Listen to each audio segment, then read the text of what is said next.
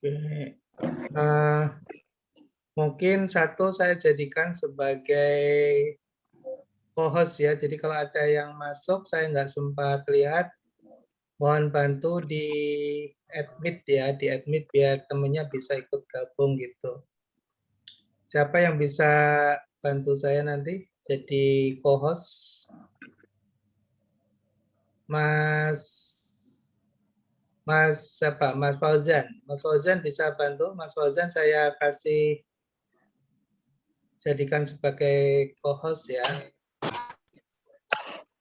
Belum pernah tahu cara sih Pak, tapi nggak apa-apa nanti dicoba. Ya dicoba ya. Saya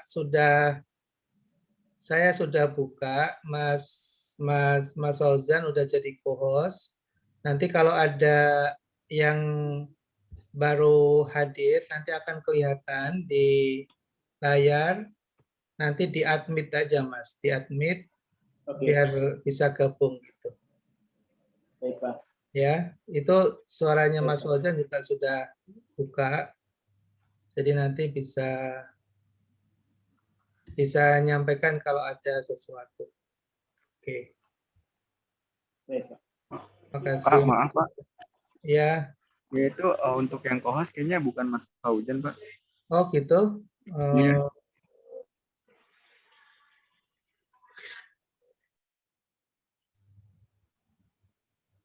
Oke, Oke, coba Mas Fauzan sekarang dicek posisinya.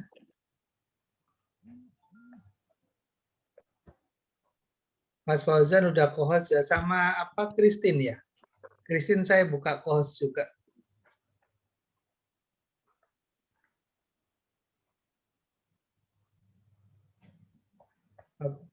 Oke, saya kira kita bisa coba nanti.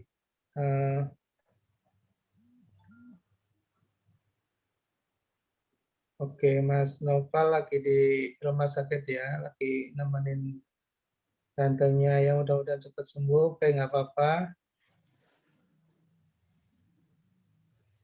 Saya coba share materinya.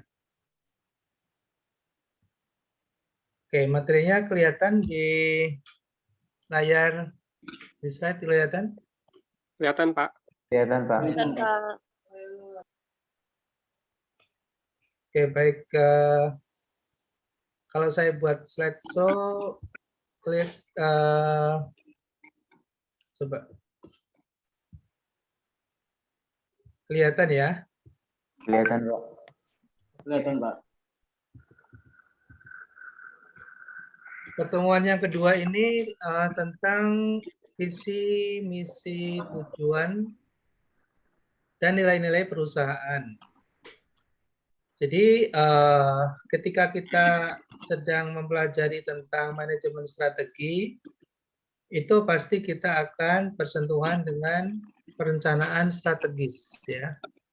Ada yang namanya strategic plan. Jadi kalau bicara tentang strategi itu kita akan bicara dalam konteks jangka waktu yang panjang. Jadi kita punya horizon waktu yang panjang.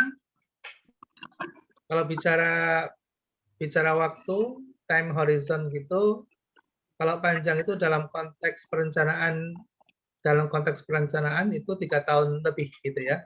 Bisa 3 tahun, bisa 4 tahun, 5 tahun yang akan datang. Gitu. Nah, oke. Mas Fauzan mungkin bisa dibantu ini Mas, kalau ada teman yang masih belum mute, gitu dibantu mute dulu ya, karena mungkin nggak sadar ngobrol atau mungkin ada sesuatu, nanti agak terganggu kita. Oke, makasih.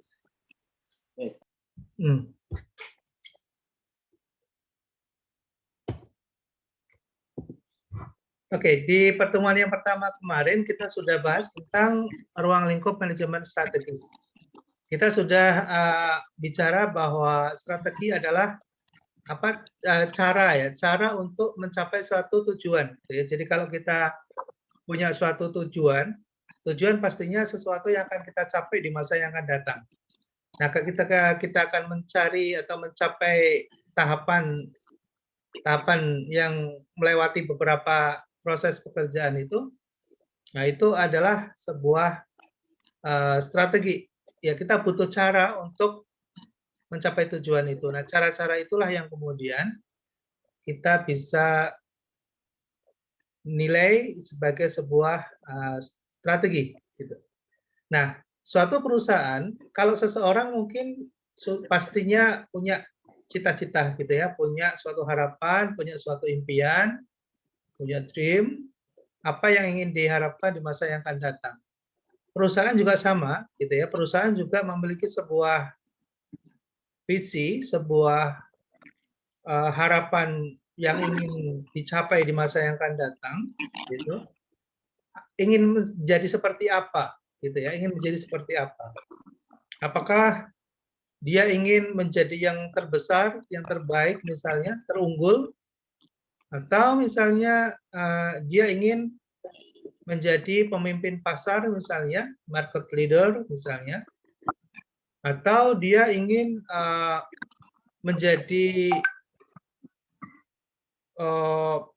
salah satu perusahaan yang bergerak di bidang tertentu dengan nilai jaringan terbesar misalnya dan seterusnya. Jadi ada suatu yang ingin dicapai di masa yang akan datang, di mana itu adalah sebuah harapan, sebuah impian yang tentunya diperlukan sebuah langkah-langkah untuk mencapai impian tersebut. Gitu. Oke.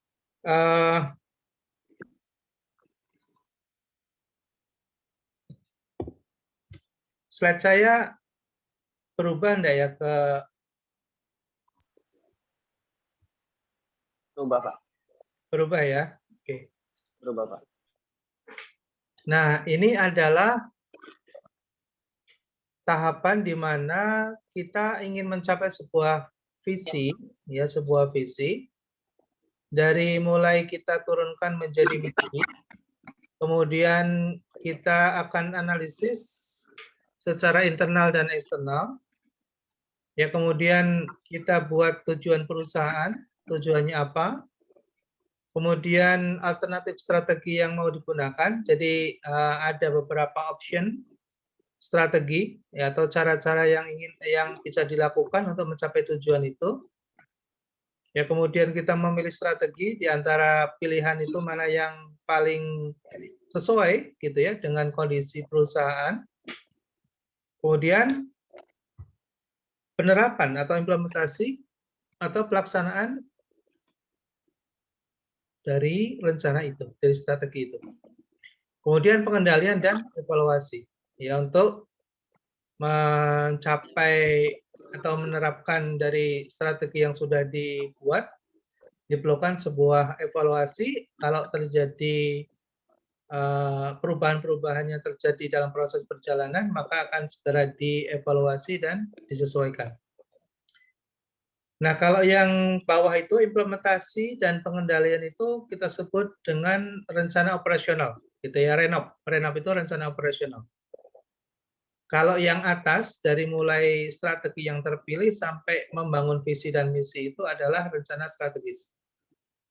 Jadi di perusahaan, di sebuah organisasi, mungkin kalian yang mungkin barangkali sudah masuk dalam sebuah organisasi bisnis, perusahaan, yaitu ada yang sudah terlibat dalam proses penyusunan rencana strategis, ada yang mungkin belum, gitu ya. Atau mungkin masih di rencana operasional. Tapi kalau dari struktur organ perusahaan, biasanya yang terlibat dalam penyusunan rencana strategis itu adalah dari mulai middle, ya dari mulai middle manager, gitu ya, dari manajer tingkat menengah sampai ke top manager. Nah, kalau yang di operator dan supervisor itu terlibat dalam proses perencanaan operasional, ya action plan. Oke. Berikutnya.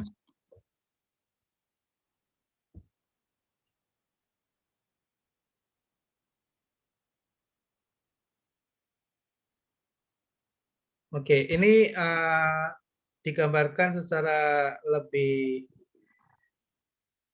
mungkin lebih terlihat ya prosesnya dari mulai membangun visi dan misi yang di atas itu, kemudian ada tujuan, ya, kemudian menyusun sasaran strategik, kemudian membuat inisiatif strategik atau pilihan-pilihan dan membuat program, ya, kemudian bikin action plan. Untuk mencapai program itu, untuk menjalankan program itu ada namanya rencana tindakan, kemudian dibuat anggaran. Jadi sebuah rencana tanpa anggaran sulit untuk dijalankan karena butuh dukungan dana. Kalau ada revisi maka dilakukan revisi. Setelah itu kemudian bikin SISDUR, ya, sistem operasi dan prosedur, ya, SOP. Nah, dari SOP itu kemudian dijalankan, diimplementasikan. Ya. Nah, itulah proses atau mekanisme dari sebuah perencanaan strategis yang dimulai dari penyusunan visi dan misi, ya. Nah, kalau yang merah itu ada business plan. Biasanya di rencana strategis itu diturunkan menjadi rencana bisnis. Nah, rencana bisnis itu jangka waktu, ya, horizon time-nya itu adalah 1 tahun. Ya, kalau rencana strategis tadi 3 tahun sampai 4 tahun. Sampai maksimal 5 tahun. Ya, oke. Ya, berikutnya, ya, kita misalnya ingin mencapai apa yang kita capai di 2022 misalnya, tahun depan. Kalau tahun depan itu berarti kita berpikir tentang rencana jangka pendek atau business plan. Tapi kalau kita berpikir 2024 atau 2025, maka itu adalah rencana strategis. Oke. Visi itu cita-cita di masa depan yang ingin diwujudkan. Itu visi. Ya. Nah, visi itu ya, visi bisa dipahami secara baik, ya, lebih baik kalau kemudian diturunkan menjadi sebuah misi, mission. Mission is statement of vision, ya. Misi itu adalah sebuah statement atau pernyataan dari sebuah visi yang bisa lebih terukur, gitu ya, bisa lebih terjangkau dan bisa memiliki horizon waktu yang lebih jelas. Analisa kemudian untuk bisa menurunkan misi ini menjadi sebuah program yang bisa dijalankan, maka dibuatlah yang namanya business plan. Ya, mungkin kalian pernah dengar rencana bisnis gitu ya. Nah, rencana bisnis itu dibuat untuk mencapai misi-misi perusahaan. Oke. Nah, ini adalah contoh salah satu dari proses penyusunan rencana strategis dengan menggunakan metode yang namanya balance scorecard. Ya, dengan menggunakan metode balance scorecard. Nanti akan dipelajari secara lebih mendalam pada bahasan pertemuan berikutnya, gitu ya. Ini hanya sekedar mengenalkan saja. Ada salah satu teori atau konsep yang namanya balance scorecard untuk menyusun sebuah rencana strategis. Dari mulai menyusun visi dan misi, kemudian menyusun rencana sasaran strategisnya, ya, kemudian menyusun indikator dan kinerja capaian, kemudian menyusun scorecard-nya atau parameter-parameternya, kemudian baru di pengesahan atau disahkan menjadi sebuah rencana strategis perusahaan. Ya. Baik, saya lanjutkan. Untuk menyusun sebuah rencana strategis, maka kita perlu mengumpulkan data-data, ya. Karena data-data itu yang akan kita gunakan sebagai dasar atau fondasi dalam menyusun sebuah perencanaan strategis. Ada data internal perusahaan. Data internal perusahaan itu contohnya apa? Misalnya data tentang SDM misalnya, data keuangan, data produksi, ya, data pemasaran misalnya, itu data internal.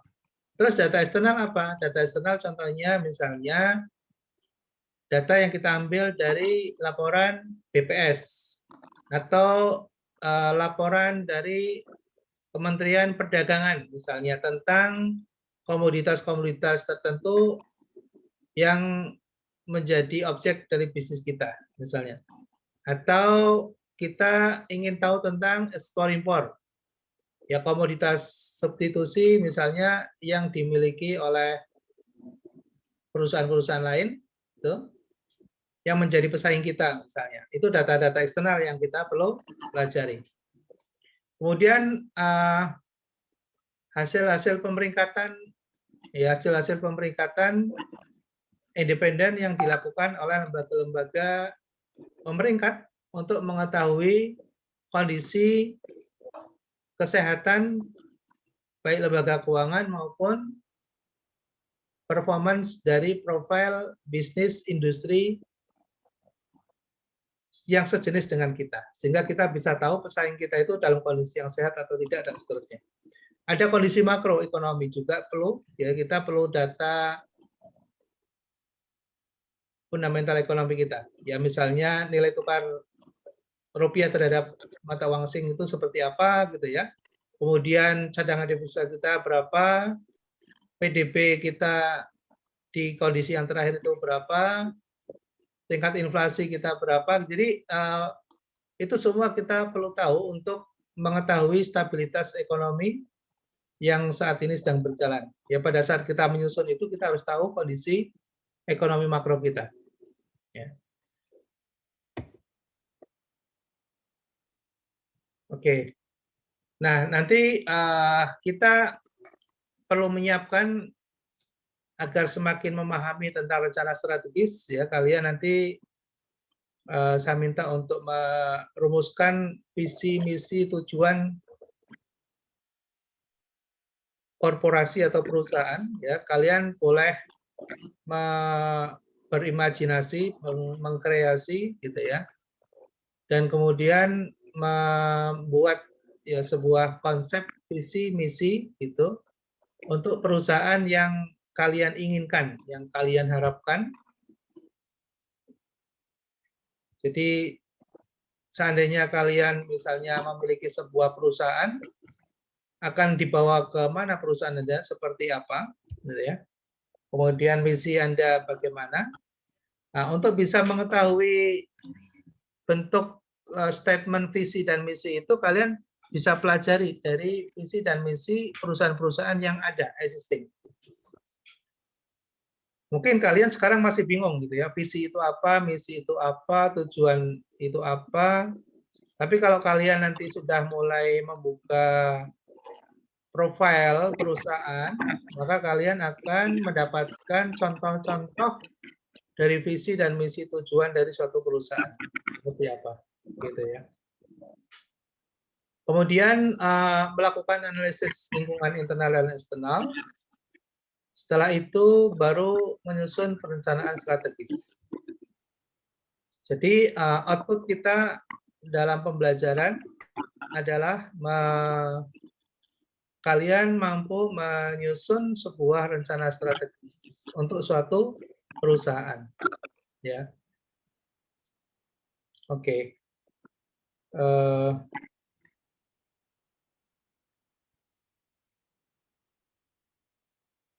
Nah, ini adalah outline ya, outline yang diperlukan pada saat nanti menyusun rencana strategis.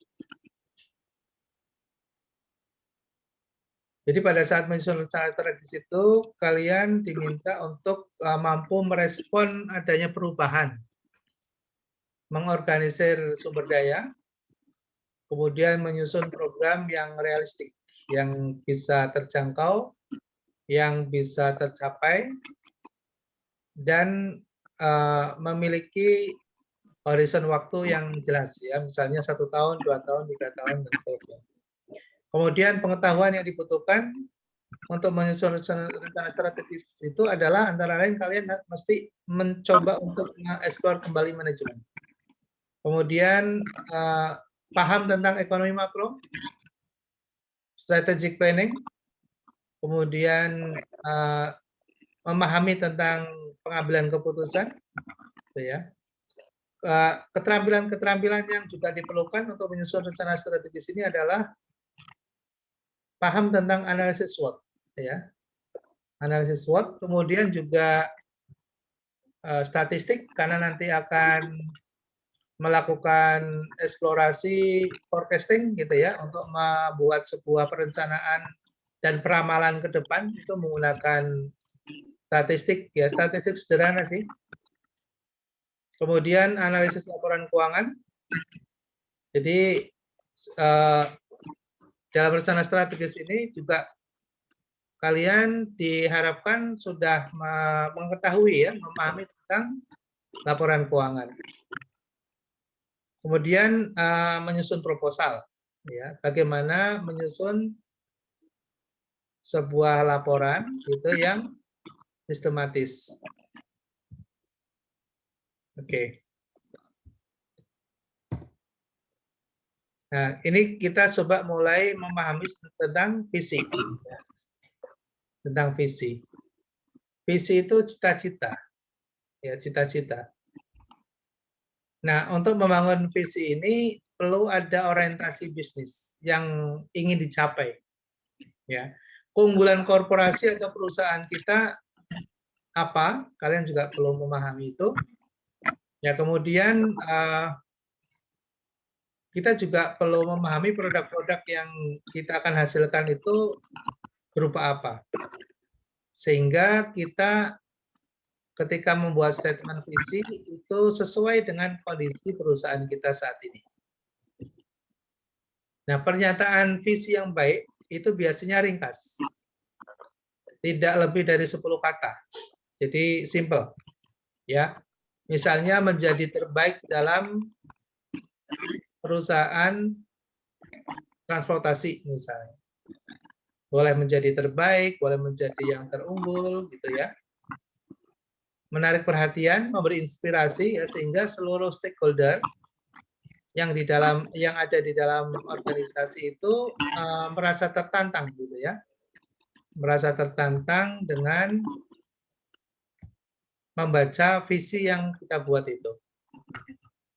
Dapat dipercaya, konsisten, kemudian memiliki esensi tentang perusahaan, fleksibel dan kreativitas dalam pelaksanaannya. Ya, ada fleksibel gitu. Oke.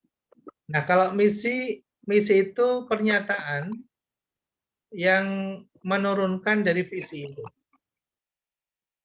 Jadi pernyataan yang menegaskan tujuan korporasi. Tujuannya apa? Manfaat visi dan misi, kalau visi itu menjadi kemudi atau orientasi, sedangkan misi itu adalah untuk menentukan peran dan program-program nanti yang akan dijalankan di masa yang akan datang. Ya, contoh misalnya ada salah satu bank daerah di Sulawesi Tenggara misalnya, menjadi bank yang berdaya saing tinggi dan kuat di Sulawesi Tenggara.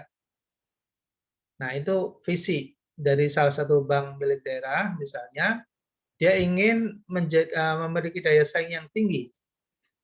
Nah, misinya meningkatkan kemampuan bisnis dan pelayanan. Karena ingin menjadi berdaya saing tinggi, dia harus meningkatkan kemampuan bisnis. Kemudian meningkatkan ketahanan kelembagaan, kemudian meningkatkan kontribusi terhadap pembangunan daerah. Ya, itu contoh dari sebuah visi dan misi. Nah, value atau nilai perusahaan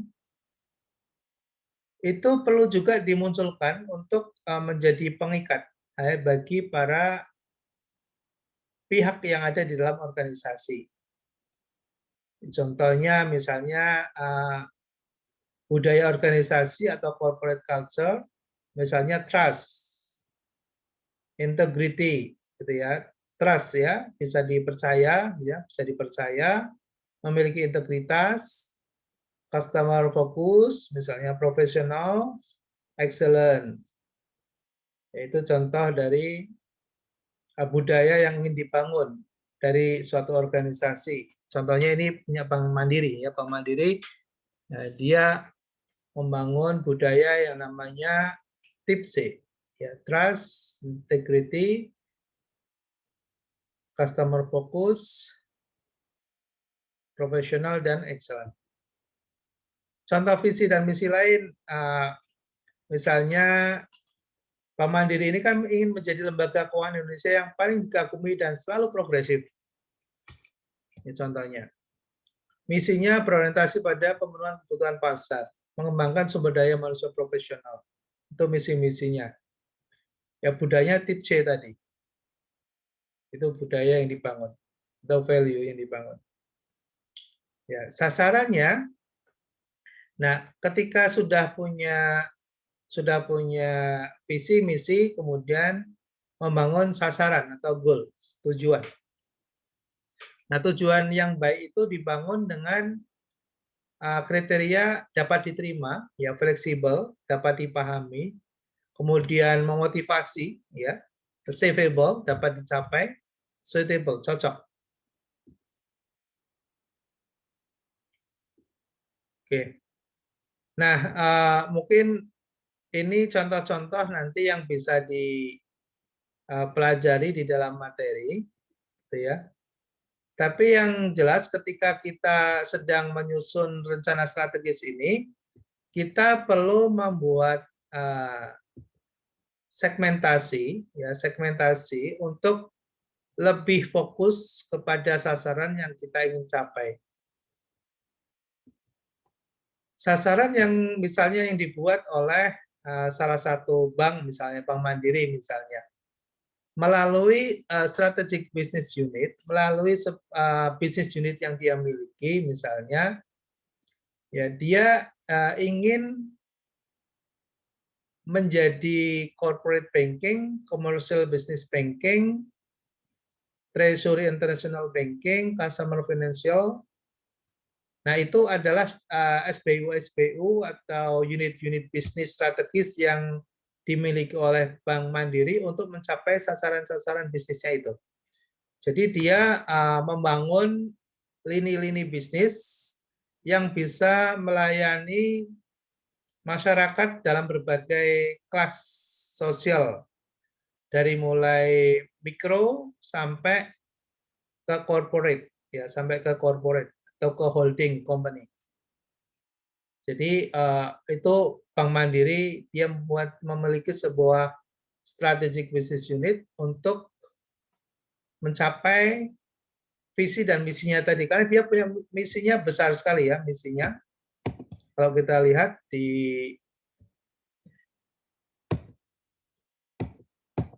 tadi misinya kan ingin menjadi lembaga keuangan yang paling dikagumi dan progresif kan gitu ya. Dia punya visinya sangat besar sekali gitu ya, luas sekali.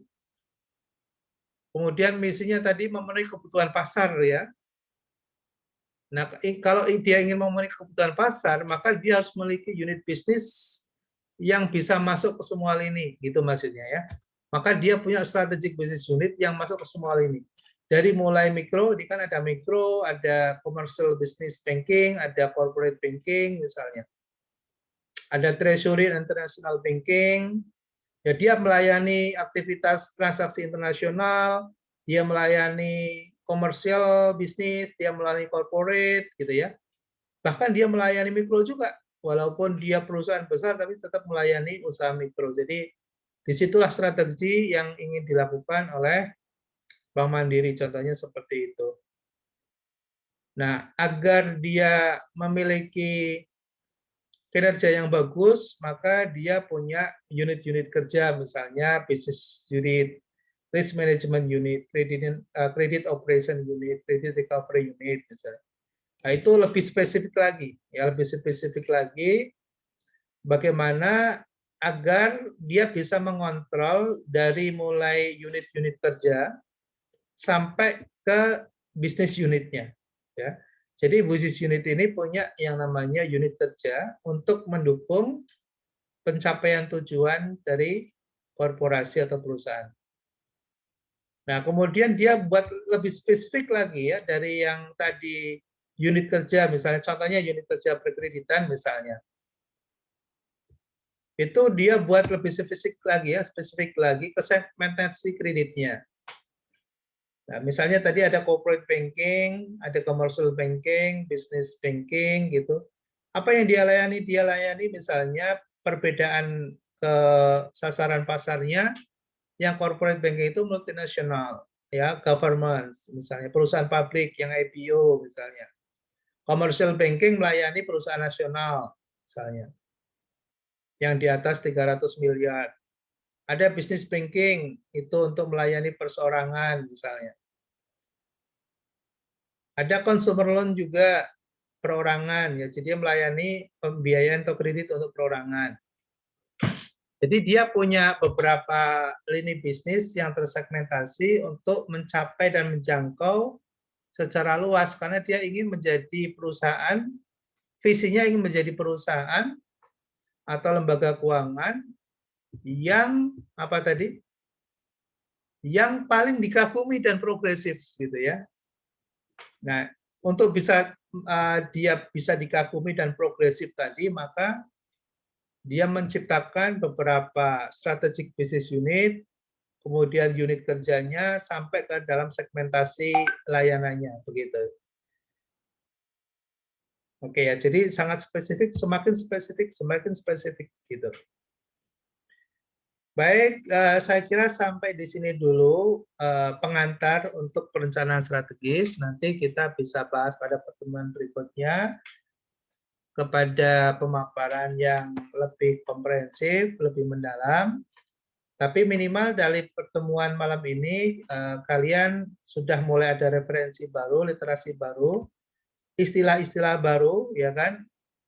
Kalian harus kejar, kemudian bisa explore ya di mana kalian bisa dapatkan, bisa Google search ya, bisa dari informasi apa saja dari Google dan seterusnya itu. Istilah-istilah yang mungkin baru ditemukan pada malam hari ini ya, ada rencana strategis, ada visi, ada misi, ada value, ada corporate culture gitu ya, ada strategic business unit SBU gitu ya. Saya kira itu istilah-istilah baru semua yang mungkin baru didapatkan pada malam hari ini, tapi berharap tidak berhenti. Kalau kalian hanya berhenti mendengarkan pemaparan saya malam ini, saya kira tidak akan selesai. Ya, jadi silahkan mengeksplorasi berbagai istilah baru yang ditemukan pada malam hari ini tentang perencanaan strategis. Nah, kemudian seperti yang tadi dipaparkan di awal, kalian punya tugas untuk mencoba untuk bermimpi gitu ya, bermimpi membuat suatu perusahaan, kemudian kalian susun visinya. Ya, kalian ingin apakan untuk perusahaan ke depan? Ingin menjadi seperti apa? Ya, kemudian buat misinya, ya, buat misinya, kemudian buat sasarannya.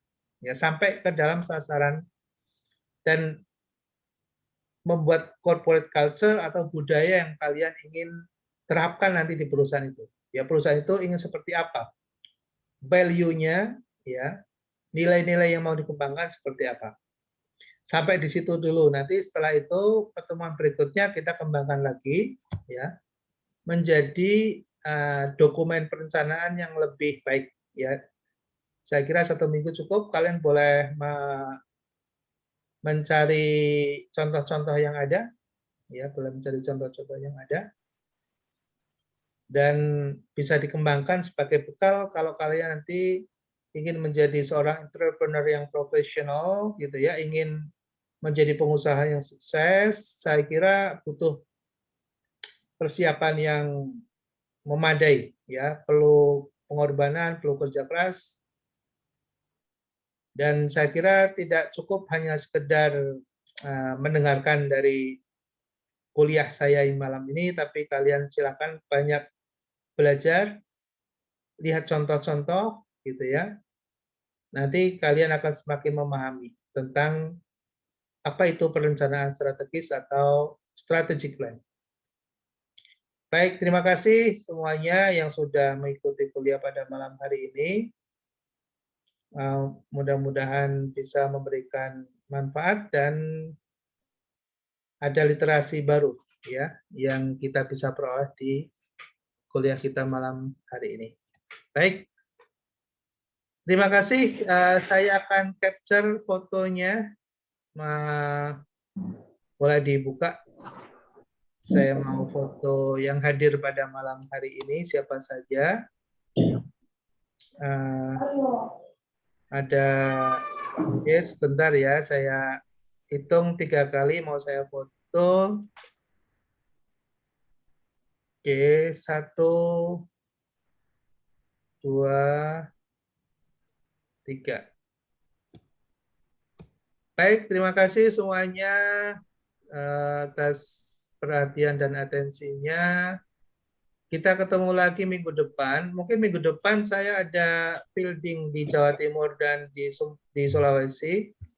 Jadi kalau mungkin saya akan sesuaikan waktunya ya. Untuk yang pagi mungkin yang kuliah pagi saya akan pagikan sekalian. Mungkin mulai jam 7 gitu kuliahnya karena jam 8 saya sudah ada aktivitas di lapangan, ada fielding, ada riset di lapangan. Jadi saya mungkin nggak bisa stand ya, nggak bisa standby. Jadi mungkin jam 7. Kalau yang malam nanti saya akan infokan. Mudah-mudahan kita tetap bisa kuliah malam Rabu depan. Mudah-mudahan bisa tetap kuliah walaupun ya waktunya sangat sempit, tapi mudah-mudahan bisa. Untuk materinya silahkan diunduh ya, di e-learning sudah ada. Jadi manajemen keuangan ada 2 kali, kemudian manajemen strategis juga ada 2 materi. Ya silahkan bisa diunduh, bisa absensi. Kalau ada sesuatu yang kurang jelas ya, mungkin mohon maaf sebelumnya, kadang saya nggak bisa respon cepat ya karena kadang ada meeting macam-macam gitu ya, kondisi kayak gini justru agak repot gitu ngatur waktunya karena harus standby. Nanti boleh juga kalau tanya bisa nanti saya range ya, misalnya waktunya jam berapa gitu saya bisa jelaskan gitu. Jadi sebelumnya mohon maaf mungkin nggak bisa responsif ya, nggak bisa fast respon gitu. Oke, terima kasih semuanya. Sekali lagi, mudah-mudahan dalam kondisi sehat terus ya selalu. Amin. Amin. Kita tetap belajar, semangat ya. Iya, Pak. Semangat belajar ya. Ya Pak. Iya, Pak. Oke, terima kasih. Selamat malam semuanya. Assalamualaikum. Selamat malam, Pak. Waalaikumsalam warahmatullahi Selamat wabarakatuh. malam Pak, terima kasih. Malam semuanya. Selamat malam, Mbak. Waalaikumsalam warahmatullahi wabarakatuh. Terima kasih.